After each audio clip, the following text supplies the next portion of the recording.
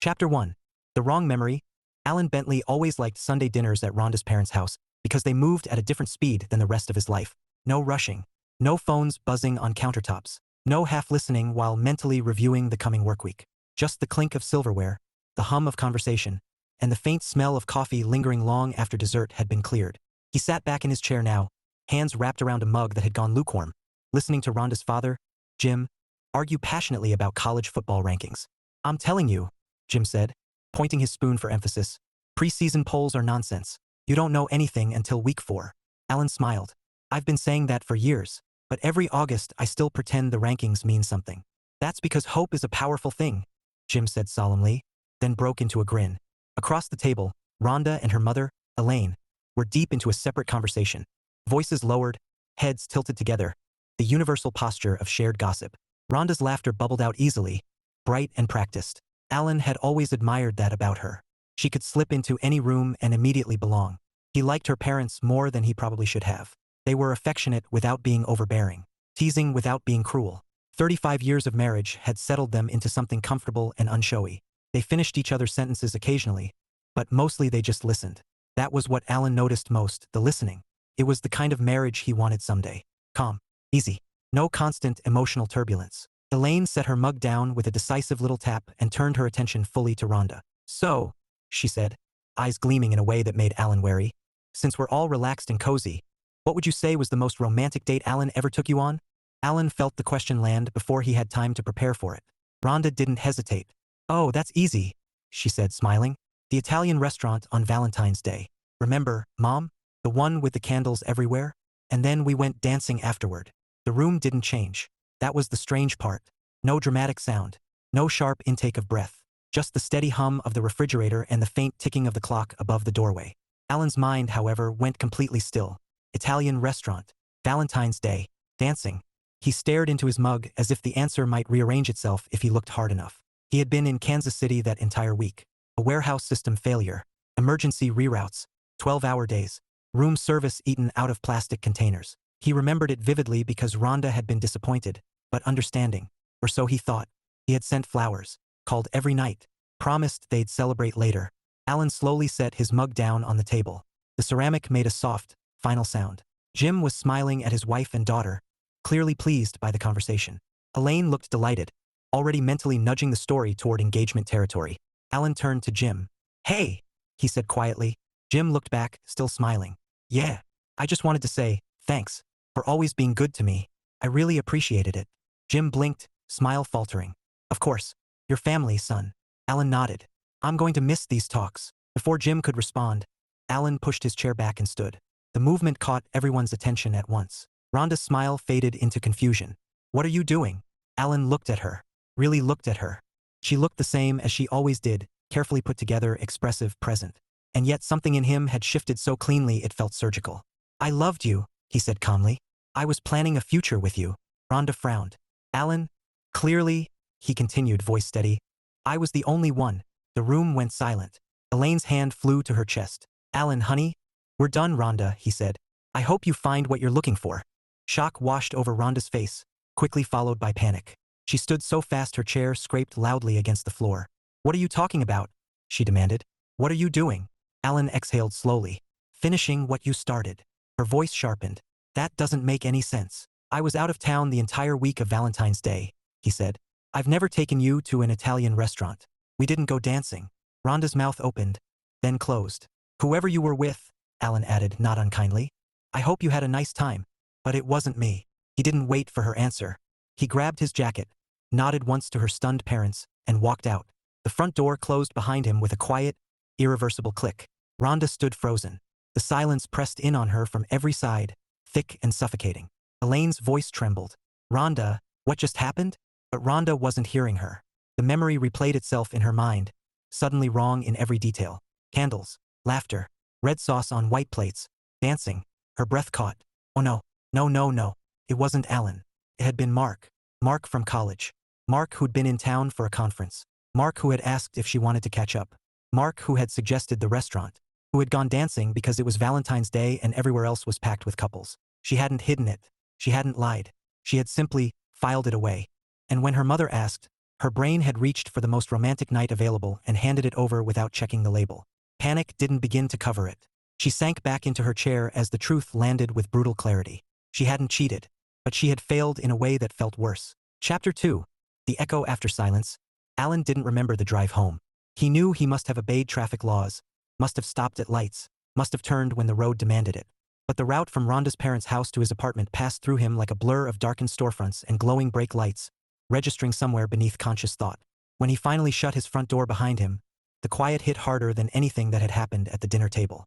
His apartment smelled faintly of laundry detergent and the lemon cleaner he'd used that morning. Everything was exactly where he'd left it. Shoes by the door, jacket draped over the chair, the half-finished logistics report open on his laptop, screen dimmed from inactivity. Alan stood there for a long moment, keys still in his hand. "Well," he said to no one, voice flat. "That's that." He dropped the keys into the bowl by the door and walked into the kitchen, opening the fridge out of habit. Leftovers, condiments, a bottle of wine he'd bought weeks ago for a night that never quite materialized. He closed the fridge again without taking anything out. Only then did his hands start to shake. It wasn't sobbing. Not yet. It was a quiet, internal collapse, the kind that happened when something you'd built carefully over time simply vanished. No explosion, just absence. He sank onto the couch and leaned forward, elbows on his knees, staring at the blank television screen. 2 years. He replayed the moment again, slower this time. Italian restaurant. Dancing. She hadn't hesitated. That was what stuck with him most. No pause, no searching for a safer answer. Just confidence. That was when the truth had clicked into place. Not as anger, but as clarity. I don't exist in the way I thought I did. The thought hurt more than the idea of infidelity ever could have. Across town, Rhonda Miller sat at the edge of her childhood bed, staring at the closed door as if it might open again and rewind the last 10 minutes of her life. Elaine hovered in the doorway, eyes red. Jim stood behind her, one hand braced against the frame like he needed the support. "Sweetheart," Elaine said softly, "we need to talk about what just happened." Rhonda nodded numbly. "I know." Her heart felt like it was beating in the wrong place. She pressed her palms together, fingers lacing and unlacing as the truth continued to assemble itself with merciless precision. "It wasn't Alan," she said hoarsely. Elaine frowned. "What do you mean?" "The date," Rhonda whispered. "It wasn't him." Jim's expression darkened. "Rhonda." "No," she rushed on, panic sharpening her voice. "It wasn't like that. I didn't cheat. It was God, it was Mark. From college. He was in town. We had dinner. We danced. I didn't even think." Her voice broke. "I didn't even realize I'd said it until Alan stood up." Elaine covered her mouth. "Oh my God." Rhonda squeezed her eyes shut. "I forgot. I just forgot. And when you asked, that was the memory that came up. I didn't lie. I just misfiled it." Silence filled the room. Jim exhaled slowly. "That doesn't make it better." "I know," Rhonda said, tears finally spilling over. "I know it doesn't, because that was the worst part. She hadn't betrayed Alan in some dramatic, clear-cut way that could be explained or even forgiven. She'd done something subtler, something uglier. She'd failed to prioritize him in her own mind. Alan woke up at 3:12 a.m., staring at the ceiling. His phone buzzed on the nightstand. "Rhonda, please call me, please." He didn't. He turned the phone face down and rolled onto his side, jaw tight. He wanted to hear her explanation.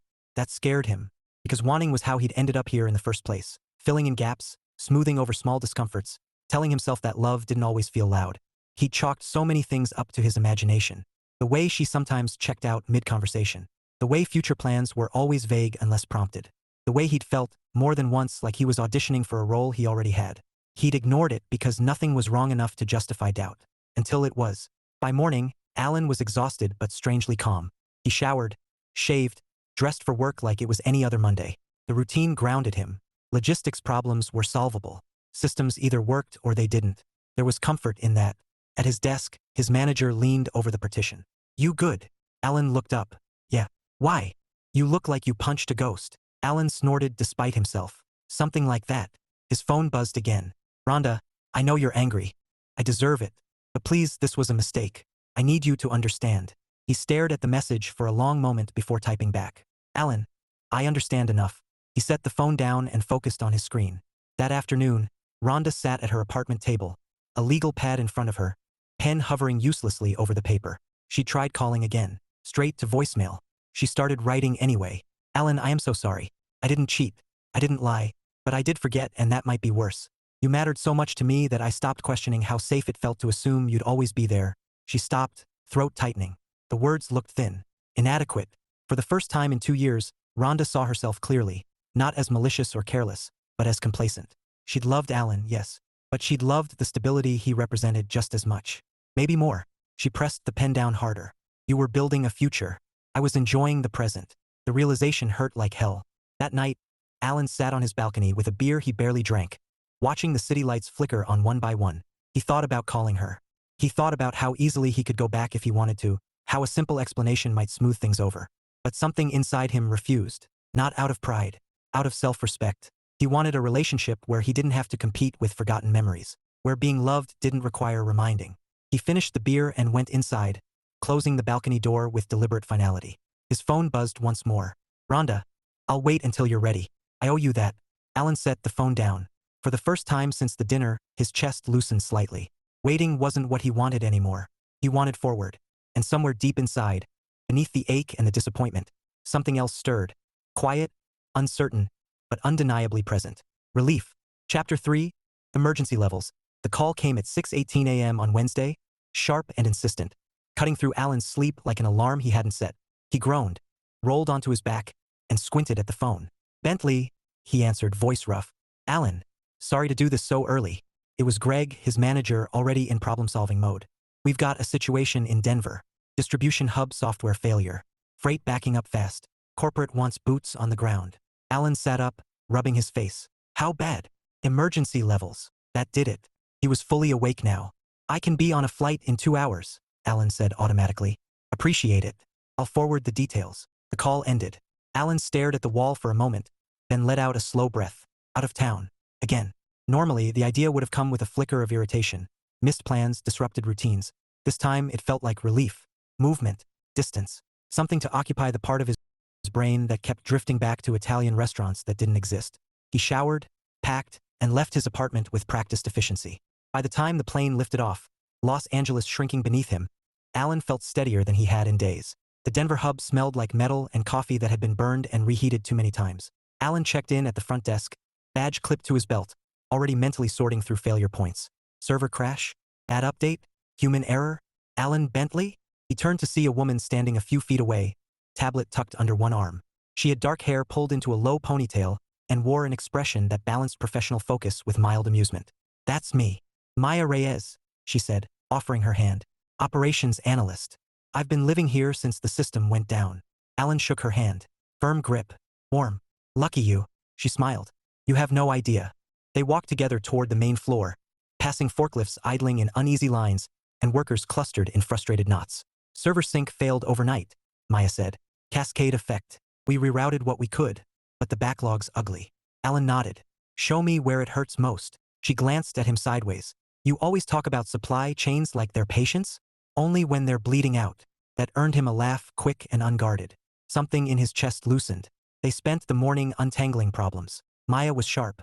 Not just technically competent, but intuitive in a way Alan appreciated immediately. She didn't just identify issues. She anticipated consequences. At one point, she leaned over his shoulder, pointing at a data cluster on his screen. If we push that reroute now, we fix today but wreck Friday, she said. Better to take the hit here and stabilize long-term. Alan studied the numbers, then nodded. You're right. She arched a brow. That was fast. I trust good instincts. Well, she said, straightening. That's refreshing. They shared a look, not flirtatious exactly, more like mutual recognition. At lunch, they sat at a small break-room table, cartons of takeout between them. So, Maya said, spearing a piece of chicken, you always the emergency guy? Not always, but often enough that my suitcase stays half-packed. Partner. Alan hesitated just a fraction of a second. Not anymore. She didn't pry, just nodded. Recently? Sunday. Ah. She grimaced sympathetically. Fresh wounds. Something like that. Maya tilted her head. Want advice from a stranger? Alan considered it. Depends. Is it unsolicited? Completely. He smiled despite himself. Go on. Work emergencies are excellent for perspective, she said. They remind you what actually breaks under pressure, and what doesn't. Alan absorbed that quietly. That evening, after 14 hours of coordinated chaos, the system stabilized. Not perfect, but functional. They stood near the loading bay doors as trucks began moving again, the hum of activity returning. Maya stretched her arms overhead. I could cry. Happy tears. Exhausted ones. Alan checked his watch. You heading home? Eventually. I promised myself one drink after this. He hesitated. The old version of him would have declined automatically. Too soon. Too complicated. The new version, the one forged by clarity and quiet resolve, made a different choice. One drink, he said. I can manage that. Maya smiled. Good. I know a place nearby. Nothing fancy. That's my favorite kind. As they walked out together, Alan felt something unfamiliar but welcome. Not excitement. Ease. And for the first time since Sunday night, the future didn't feel like something he'd lost. It felt like something still unfolding. Chapter 4, almost but not yet, the bar Maya had chosen was dim without being gloomy. The kind of place that relied on low conversation and decent lighting instead of music too loud to think through. A chalkboard behind the counter listed beers in careful handwriting. No televisions. No pretense. Alan liked it immediately. They sat at the bar, jackets slung over stools beside them, the day still clinging to their shoulders in the form of fatigue. To surviving another operational crisis, Maya said, lifting her glass. Alan clinked his against hers. And to trucks moving in the correct direction. She laughed. A beautiful sentiment. They drank. The first sip loosened something behind Alan's ribs, a tension he hadn't realized he'd been carrying all day. So, Maya said, resting her elbow on the bar, what do you do when you're not saving supply chains from themselves? He considered the question. Honestly, not much. I keep things simple. Simple how? Work, gym, a couple friends I don't see often enough. I read. I cook badly. That last one sounds like a challenge. He smiled. It's a warning. She studied him for a moment, not in a way that made him self-conscious but attentive, present. And before Sunday? She asked gently. Alan didn't flinch. Same things, just shared. Maya nodded, accepting the answer as complete. They talked easily after that, about Denver winter's terrible corporate acronyms, the strange intimacy of fixing problems under pressure. The conversation never dipped into anything heavy, but it wasn't shallow either. It felt like standing ankle-deep in water, testing the temperature without committing. After one drink, they stood. This was nice, Maya said. Thanks for saying yes. Thanks for asking. Outside, the night air was cool and clean. They paused on the sidewalk, the moment hovering. Well, Maya said, hands in her jacket pockets. Good luck tomorrow. You too. They shared a smile, uncomplicated, uncharged. And then they went their separate ways. Back in Los Angeles, Rhonda sat cross-legged on her couch. Laptop open, legal pad abandoned. She'd rewritten the letter 3 times. Each version felt like a defense, even when she tried not to make it one. Her phone buzzed. Mom, have you heard from Alan? Rhonda swallowed. No. She stared at the blinking cursor on her screen and finally closed the laptop with a quiet snap. Writing wasn't going to fix this. Understanding might. She leaned back, eyes on the ceiling, replaying the past 2 years with new clarity. Alan had always shown up, planned ahead, asked questions, remembered details. She had loved him, she was sure of that. But love, she was learning, wasn't passive. It wasn't something you set down carefully and assume would still be there when you turned back. Alan's hotel room was silent except for the low hum of the HVAC. He sat on the edge of the bed, phone in hand.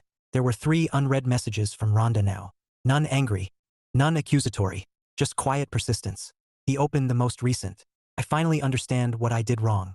Not just the dinner, everything around it. I don't expect anything from you. I just needed you to know that. He set the phone down slowly. Understanding was good, but it didn't change the truth he'd already accepted. Some breaks weren't about fault. They were about fit. The next morning passed in a blur of follow-ups and contingency planning. By noon, the crisis was officially downgraded. Maya found Alan by the exit doors. Looks like we're heroes again, she said. Temporarily. She hesitated. Listen, if you're ever back in Denver without a catastrophe attached, you should call me. Alan met her eyes. There it was. The possibility. I'd like that, he said. She smiled, warmer this time. Good. They exchanged numbers. No ceremony. No expectations. Just potential. On the flight home, Alan watched clouds slide past the window, white and endless. For the first time since Sunday, he didn't feel like he was reacting to something already lost. He felt like he was choosing something new. Slowly. Carefully. Almost. Chapter 5. The apology that lands. Rhonda waited 3 days before asking to see him. Not because she thought time would make it better, but because she needed to be sure she could speak without trying to negotiate the outcome. Every version of the conversation she rehearsed where she won him back felt wrong. Defensive. Self-serving. On Wednesday evening, she sent a single message. Rhonda, I owe you an apology in person. Not an explanation, an apology. If you're willing, I'd like to talk. Alan read it while standing in line at the grocery store, a basket of unplanned items hooked over his arm. He didn't answer right away.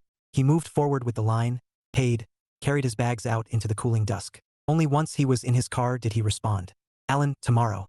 Coffee shop on Pine. 6 p.m. No emojis. No qualifiers. Just the facts. The coffee shop was busy but not loud. the late afternoon crowd settling into its usual mix of laptops and low conversations. Alan arrived early and chose a small table near the window. He ordered black coffee and sat with his hands folded loosely in front of him. He felt calm. Not numb calm. That surprised him. Rhonda arrived exactly on time. She wore jeans and a simple blouse, hair pulled back in a way he recognized as her "I need to be taken seriously" look. She stopped when she saw him, drawing a breath as if steadying herself, then crossed the room. "Hi," she said. "Hi." She sat, didn't reach for him, didn't smile too quickly. That alone told Alan she'd thought this through. They sat in silence for a moment, the hum of the cafe filling the space between them. "I'm not here to convince you of anything," Rhonda said finally. "I just need to say this out loud to you." Alan nodded. "Go ahead." She swallowed. "I didn't cheat on you, but I did fail you." He didn't interrupt. "I didn't forget you," she continued. "I forgot to be deliberate. I got comfortable. I assumed love was something that stayed put once it was established. And when my mom asked that question, my brain reached for a feeling instead of a truth." Her voice wavered but didn't break. "That doesn't make it harmless. It makes it worse." Alan studied her face. The earnestness, the regret that didn't feel performative. "I see now that you were building something," she said. "And I was enjoying it, not protecting it, not tending to it." She looked at him then, really looked. "You deserved better attention than that." The words landed cleanly. Alan let out a breath he hadn't realized he'd been holding. "Thank you," he said quietly. She blinked, surprised. "That's all." "It's not all," he said. "But it's enough." Rhonda nodded slowly. "I don't expect forgiveness. Or another chance. I know. I just needed you to know that I understand why you walked away." Alan leaned back slightly, considering her. "This is the first time," he said, "that it feels like we're talking honestly about what we were." Her eyes filled, but she smiled faintly. "Too late." "Yes," he said gently. "But not pointless." They sat there for another few minutes, talking not about what might have been but about what had been. The good parts. The real ones. The ones worth acknowledging without trying to resurrect them. When they stood to leave, there was no awkwardness. No reaching. No unfinished sentence hanging in the air.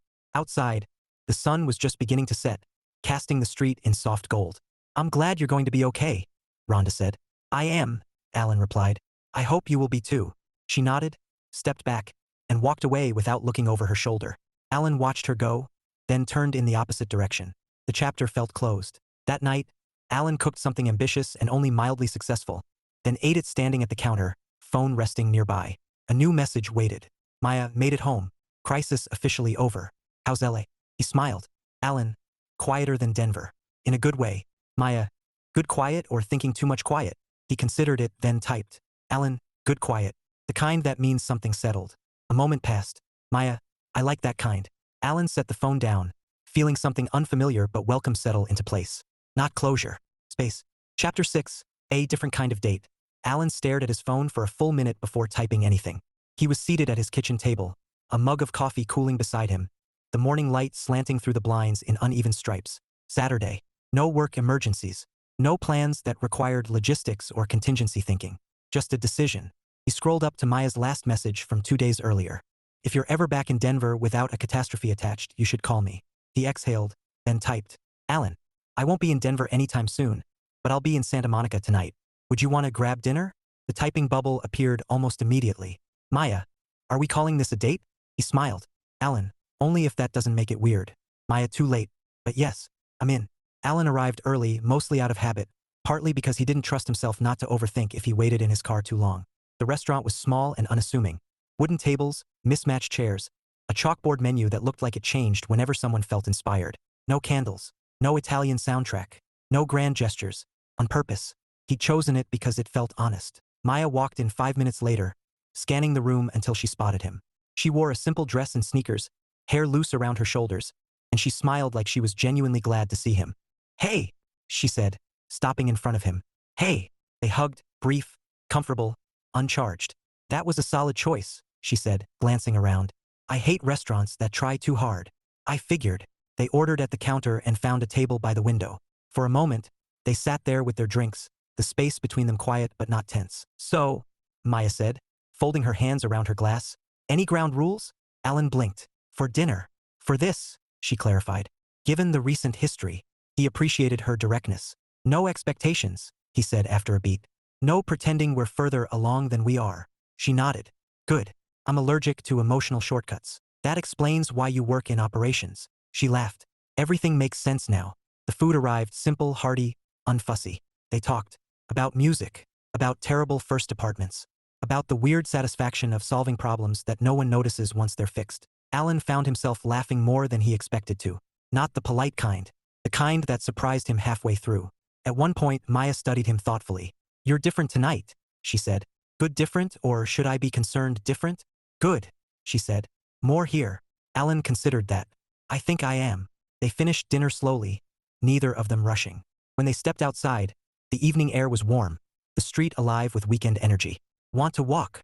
Maya asked. They strolled toward the pier, hands occasionally brushing, neither of them commenting on it. "Can I ask you something?" she said after a few blocks. "Sure." "What made you say yes?" He thought about it. "Because the last relationship taught me what it feels like when something's slightly off all the time. And with you, it doesn't feel like that." She smiled softly. "That's surprisingly reassuring." They stopped at the edge of the boardwalk, waves crashing below. "This was a good first date," Maya said. Alan met her eyes. It was. She leaned in and kissed him, brief, warm, unforced. When she pulled back, she smiled again. "Call me." "I will." As Alan watched her walk away, he realized something important. Romance wasn't about the story you told afterward. It was about how you felt while you were living it. And this felt right. Chapter 7. When work and life collide.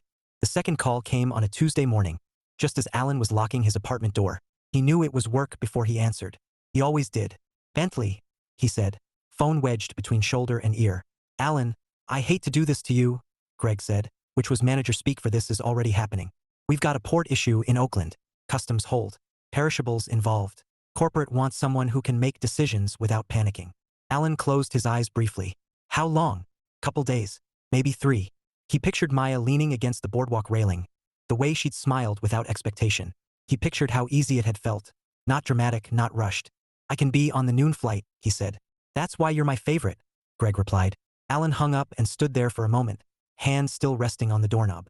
This was the part where old patterns usually took over. He would have sent a vague text later, explained after the fact, apologized with flowers instead of clarity. He pulled his phone out again and typed immediately. "Alan, work emergency. Oakland. I leave today. I didn't want to disappear on you." The response came quickly. "Maya, thanks for telling me. That matters." He exhaled, shoulders loosening. "Alan, can I call you later?" "Maya, I'd like that." Oakland was all gray water and urgency. Alan spent the afternoon bouncing between conference rooms and loading docks, negotiating timelines and reroutes, juggling constraints that refused to cooperate. It was the kind of work that demanded his full attention, and normally that would have been enough. But this time, something else stayed present alongside it. Communication. At 8:30 p.m., he stepped outside the hotel and called Maya. "You survived the day?" she asked. "Barely. How about you?" "Managed not to break anything significant." High bar. They talked about nothing important and everything relevant. How stress made people say strange things, how work emergencies distorted time, how neither of them was particularly good at pretending they weren't tired. "I'm glad you called," Maya said at one point. "Even just hearing from you." "Me too." There was a pause, not awkward, just quiet. "This feels different," she said. Alan leaned against the cool brick wall. "In a good way?" "Yes," she said. "In a grown-up way." He smiled. The next 2 days were relentless. Alan kept his promises anyway. Short texts. 1 call a night. No grand declarations, just presence. On Thursday afternoon, the hold was lifted. Trucks rolled. The crisis deflated. Alan boarded the plane home exhausted but oddly energized. When he landed, there was a message waiting. "Maya, welcome back. Want dinner tomorrow. No emergencies allowed." He laughed softly and typed back. "Alan, deal." They met at a food truck park near the beach, casual and loud and full of mismatched picnic tables. Maya handed him a paper tray piled with tacos. "No pressure," she said. "If you need to zone out, I'll just talk to the ocean." "I like listening to the ocean," he said. "It's less judgmental." They ate, shoulders touching, watching the sky fade from blue to indigo. "I noticed something," Maya said eventually. "Oh, you didn't pull away when work showed up." Alan nodded. "I used to think that was protecting people. Turns out it was just avoidance." She studied him, then smiled. "I'm glad you learned that." "So am I." They sat there a while longer, comfortable, unhurried. For the first time in a long time, Alan felt like he wasn't choosing between his life and his work. He was integrating them, and that made all the difference. Chapter 8. Redefining romance. Alan hadn't planned on seeing Rhonda's parents again. That was the thing about closure. It felt definitive right up until life quietly disagreed. He was in the grocery store on a Sunday morning, comparing 2 equally unappealing brands of olive oil, when he heard Elaine's voice behind him. "Well, if it isn't Alan Bentley." He turned, startled, and found both Elaine and Jim standing there, a cart between them already half full. "Hi," he said, then smiled despite himself. "Wow, hi." Elaine stepped forward without hesitation and hugged him. It was quick, maternal, and entirely too familiar for someone he technically no longer belonged to. Jim nodded approvingly. "You look good." "Thanks," Alan said. "You both do too." There was an awkward beat. Elaine cleared it with practiced grace. "We won't keep you," she said. "But we just wanted to say, we're sorry for how everything happened." Alan shook his head gently. "You don't need to be." "Maybe not," Jim said. "But we are anyway." Elaine reached into the cart and pulled out a small paper plate wrapped in plastic. "Cookies. Habit." Alan laughed, the sound surprising him. "I was hoping you'd say that." They parted easily after that. No heavy conversation, no reopening wounds. Just warmth, offered and accepted without expectation.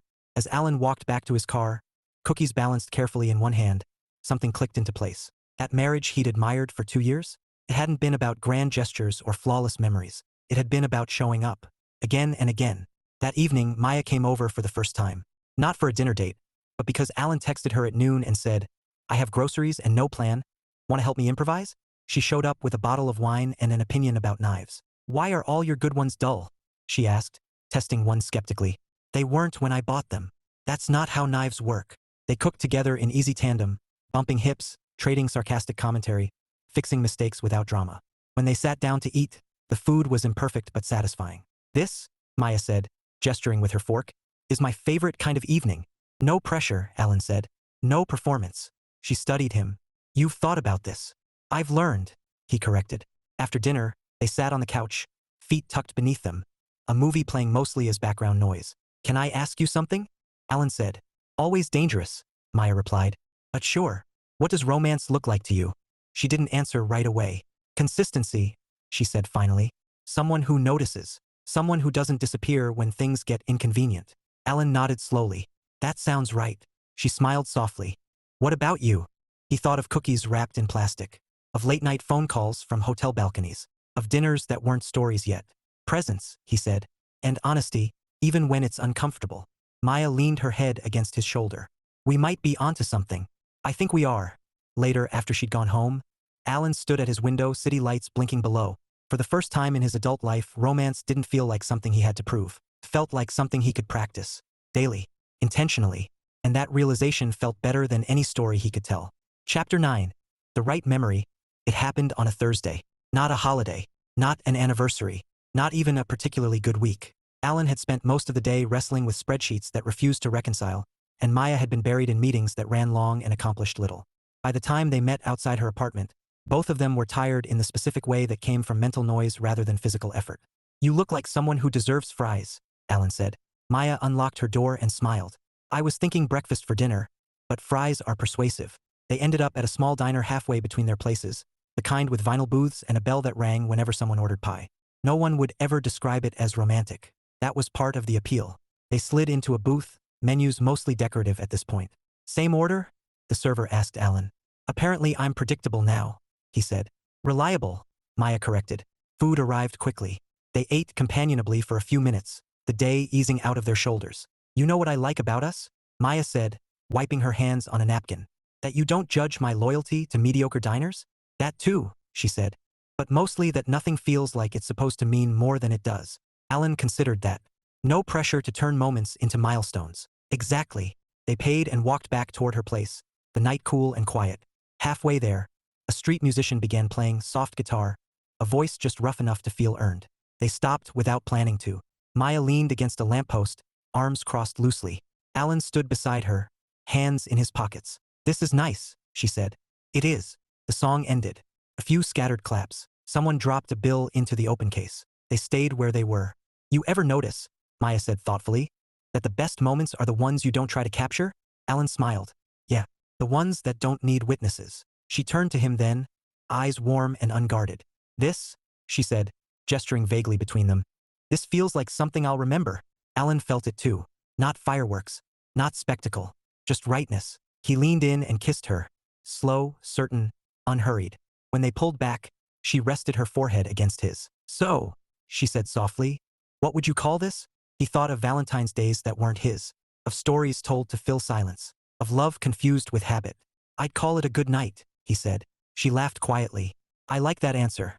Months later, they found themselves back at a familiar table. Elaine's cookies were there, as promised. Jim was halfway through a story about a referee who'd made the worst call in recorded history. The room felt easy, lived in. Maya listened with genuine interest, occasionally glancing at Alan with a look that said this explains a lot. Elaine smiled knowingly and sipped her coffee. So, she said casually, Maya, what would you say was the most romantic date Alan's ever taken you on? Alan stiffened just slightly. Maya didn't rush. She thought for a moment, then said, honestly, a Thursday night, diner food, street music, no plan. Elaine blinked. Oh, Maya smiled. It was perfect. Alan felt something settle fully, finally, into place. Later, as they drove home, Maya reached over and took his hand. You okay? She asked. Yeah, he said. I just realized something. What's that? The right memory doesn't need to be impressive, he said. It just needs to be true. She squeezed his hand. Then I think we're doing just fine. Alan watched the road unfold ahead of them, feeling steady, present, and certain in a way he'd never been before. The future didn't feel like a plan anymore. It felt like a collection of moments, waiting patiently to be noticed.